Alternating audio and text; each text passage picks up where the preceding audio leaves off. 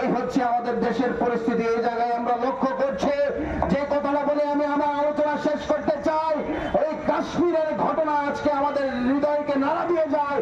এই ঘটনা আজকে গোটা ভারতবর্ষের যে নিরাপত্তা, এই ঘটনা আজকে গোটা ভারতবর্ষের যে সংকটময় মুহূর্তের কথা, এটা আমাদের সামনে তুলে এনেছে।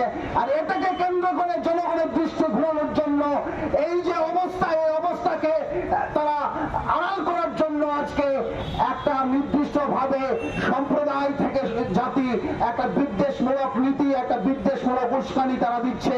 আমরা দেখছি আজকে হচ্ছে ভারতবর্ষের একটা সংকটের সময়। এই সংকটের সময়ে আমরা জানি আমাদের ঐক্যবদ্ধ থাকতে হবে। এই সন্ত্রাসবাদের বিরুদ্ধে আমাদের যুদ্ধ ঘোষণা করতে হবে।